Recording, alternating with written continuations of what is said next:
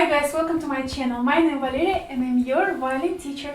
If you're new to my channel, don't forget to subscribe and press the bell. Like this you will know that new video available for you. But in general, every Wednesday I have something new for you on my channel. Everything here arranged by playlist. Every playlist has his own color. For example, Violin Lessons for the beginners, it's yellow color. What you need to know about your violin and reviews, it's orange color, and so on. Those playlists you can find down in description, or simply follow the cards that will appear during this video time to time. If you have any questions or suggestions, just write me down below in the comments, or find me on Instagram, valeriiavoitko violin. There you can just hit me with DM if you have questions. Recently I got a message on Instagram. One of my followers was asking me, Valeria, I want to start to learn violin, but I don't know with what should I start. Should I find a teacher first, or should I find the violin first? Should I rent a violin or buy violin? Should I take online classes or face-to-face? I decided that I'll do video where I'll try to clarify these things for you guys. And because I assume I'll talk a lot, I decided to cut this video on part 1 and part 2. So today, part 2. And if you haven't seen part 1, just click on this card. Now when you are deciding to do online lessons with online teacher, the things getting a little bit complicated. Sometimes you are coming to a teacher with your own books because you think that these books is better for you and might work for you, but the good teacher, again, it's a tip, will always point you and try to lead his way of teaching you the violin. So you won't be able to lead your teacher what you want to do. You know, for example, when I have my student and we are meeting for the first time, when we have consultation, I'm asking him, do you want to learn violin seriously, or just you want to learn some song? If you want to learn some song, okay, just send me notes, I'll see the notes and we will start the process of learning. But if you want to learn seriously, even though it's a hobby, you're gonna learn my way. If I'll see that you're not getting something, or some skill, let's say vibrato for example, you are not performing this skill in the way that I think you should do it, we will stop on this topic and we will work till you master it. So my point is, try to find online teacher who will give you the notes as well, who will give you the material to work with. With online teachers as well, the best way to have lessons, 2 lessons per week.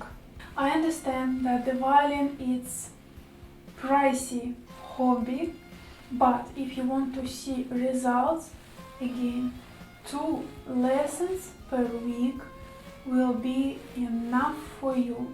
But in my case, if the student tells me like, you know what, Valeria, I think 1 time per week, 1 lesson per week, it will be enough for me, I'm not pushing that student. So again, when I'm meeting that person for the first time and we have a consultation, I'm telling the person that it's the best way to have 2 lessons per week. And I don't think any teacher should do this to push a student for more lessons. Like this, I don't know, maybe because I'm not pushing my students for more lessons, some of my students sometimes they're asking for 3 lessons per week. I understand that all of us, we have our own schedule. Somebody's working, somebody's studying at school, but still you want to play violin. So it's better to have fixed schedule. If you decided that you want to have only 1 lesson per week, you should have that lesson the same day, the same time, hopefully every week. It will help you to organize yourself with practicing, and of course it will help your teacher also to be more organized and prepared for your lesson. But again, we are all adults and sometimes our schedules, they are not matching perfectly. The other thing that might help you a lot, doesn't matter if you have a teacher, person, or you have online teacher, you should have your notebook where you will write your goals, what you already played and what you want to play. If your teacher giving you a homework, you should write there your homework so you won't forget. Me, I have my special book where I'm writing all my students and I'm writing all their lessons. So like this I can see if they're growing or not. I can plan their next lesson. While he's playing, I'm writing down on what we should work more, or what kind of homework, sometimes it can be tricky. Sometimes the students, they think that you forgot, but not in my case. All homework that I'm giving to my students, they're in this book. So I'm writing down everything from really first lesson and the consultation, because for me this part of consultation very important.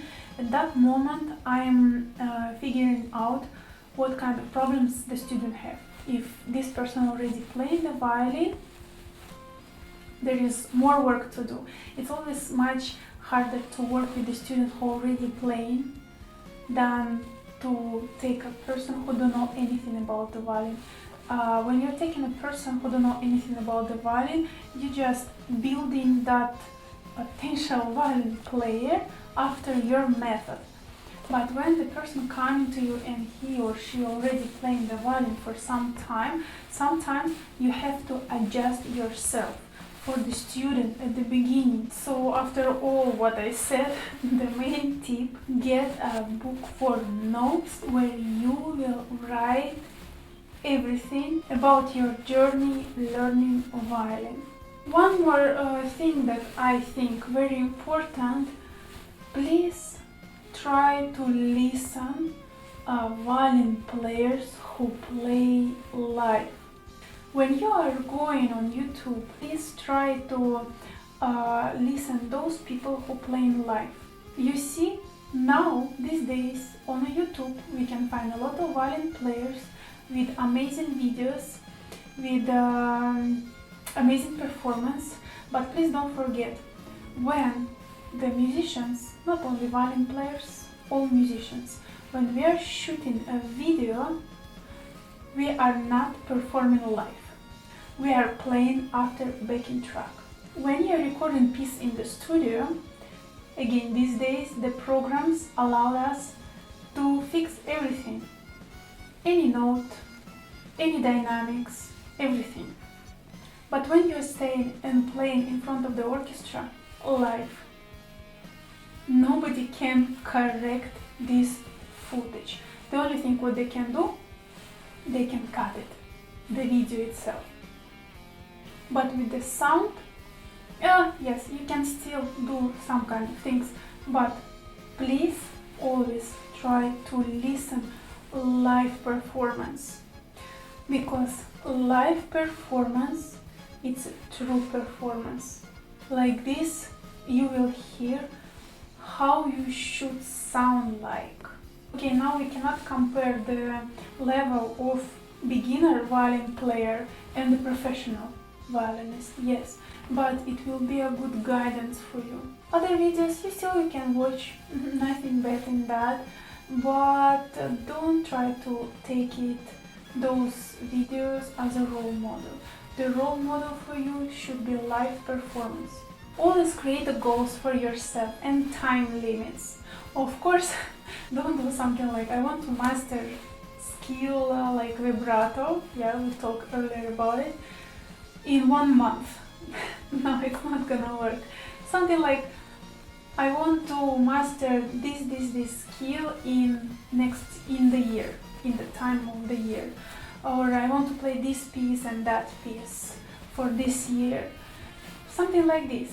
And then after you created the big goals, build the way how you can achieve those goals. Again, if you have a teacher, this is his job. But if you are on your own, you have to do it by yourself. If you have any possibilities to play in a concert, to play in front of your friends, and be recorded, to play in front of your family and be recorded. Do it, don't hesitate. Sometimes even when you're just practicing, try to record yourself on the phone or some recording device. Like this, in time you will be able to see your progress. Well, I hope I cleared this twilight zone for you, and after this video you won't hesitate and you will finally start learn violin. See you next Wednesday and good luck. Bye!